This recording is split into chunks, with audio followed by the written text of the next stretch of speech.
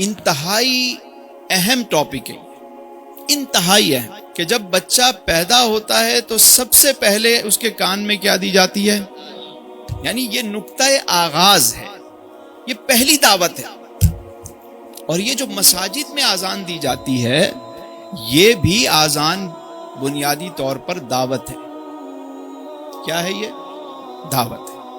اور جو دعوت دینے والا ہوتا ہے وہ دائی ہوتا ہے۔ مؤذن جو ہے وہ بیسیکلی ایک سفیر ہوتا ہے، دعوت دینے والا ہے۔ اور دعوت کس کی دی جا رہی ہے؟ احکم الحاکمین کی دعوت دی جا رہی ہے۔ عموماً ہم نے دیکھا ہے کہ ائمہ جو ہوتے ہیں وہ ان کی تلاوت بہت اچھی ہوتی ہے، مطلب بعض مساجد میں تو بہترین قرہ جو ہے وہ تلاوت فرماتے ہیں، ان کا حدر اچھا ہوتا ہے، ترتیل ہو، تدویر ہو، بڑی شاندار تلاوت ہوتی ہے۔ لیکن اذان کے معاملے میں جو ہے وہ ہمارے معاشرے میں اتنی زیادہ اس پہ محنت نہیں کی جاتی، جبکہ میرا مشاہدہ یہ ہے کہ جو مسجد میں اندر آ رہا ہے وہ تو مسلمان ہے، وہ تو مسلمان ہے، لیکن جو اذان ہے یہ تو ہر ایک سن رہا ہے، مطلب مسلم بھی سن رہے ہیں اور غیر مسلم بھی سن رہے ہیں۔ یہ تو دعوت دی جا رہی ہے۔ اب دعوت جتنی شاندار ہوگی اس کا اثر بھی اتنا جانا۔ بات سمجھ میں آ رہی ہے؟ لیکن اذان کے معاملے میں عموماً ہمارے یہاں کوئی مطلب آپ دیکھیے کہ نعت اکیڈمی ہمارے یہاں مل جائے گی، آپ کو قرآن اکیڈمی مل جائے گی، لیکن اذان اکیڈمی کہیں سنی آپ نے آج تک؟ نہیں ہے۔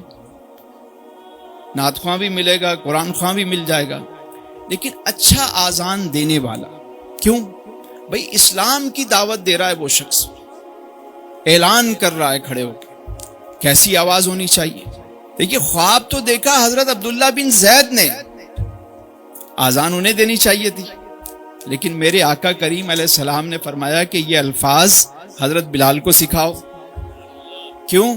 کیونکہ حضرت بلال کی روح جو تھی، روح بلالی، اللہ اکبر، وہ عشق میں گندھی ہوئی تھی، وہ سوز، یعنی اس بھٹی سے وہ گزرے ہوئے تھے عشق و مستی کے، اور جب اذان دیتے اور کہتے اشہد ان محمد رسول اللہ، تو حضور کا جلوہ جو ہے وہ پیش نظر ہوتا۔ عشق و محبت کی اذان تھی نا، یہی تو اقبال نے سمجھایا کہ رہ گئی رسم اذان، روح بلالی نہ رہی، فلسفہ رہ گیا، تلقین غزالی نہ رہی۔ تو ایک رسم اذان رہ گئی ہے۔ اتنی اذانیں ہو رہی ہیں، اثر کیوں نہیں ہوتا؟ اس لیے نہیں ہوتا کہ وہ اندر سے تڑپ نہیں ہے، آواز بھی وہ، یعنی ہمارے ایک دوست ہیں، وہ ایک مؤذن صاحب اذان دیتے تھے، ان کی آواز اتنی اچھی نہیں تھی، تو ان سے کہا بھائی بہت تھوڑا اپنی اذان پہ محنت کر لو، تو وہ کہنے لگے کہ 4000 روپے میں تجھے قاری سدیس چاہیے، تنخواہ میری کتنی ہے؟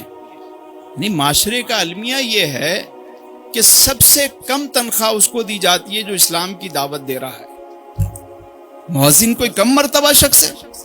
اللہ اکبر۔ حدیث مبارکہ میں اگر لوگوں کو پتہ چل جائے کہ اذان دینے میں اتنی بڑی سعادت ہے، اذان اور پہلی صف، تو لوگوں میں آپس میں کرہ ڈالنا پڑے، وہ کہے میں اذان دوں گا، وہ میں اذان دوں گا، قرآن اندازی ہو، اتنا اہم کام ہے یہ۔ اور قیامت کے دن جو مؤذن ہوں گے ان کی گردنیں دراز ہوں گی، یعنی وہ بلند مقام پہ فائز ہوں گے۔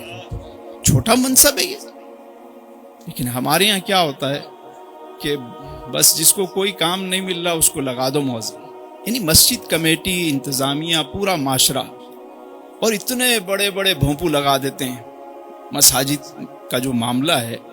یعنی اب پہلے مینار ہوتے تھے بلند، اور اس پہ جب مائک لگتے تھے تو وہ آواز گونجتی تھی چاروں طرف۔ اب چھوٹے چھوٹے فلیٹس ہیں، اس پہ مسجد بنا دی اور اس پہ اتنا بڑا مائک لگایا ہوا ہے۔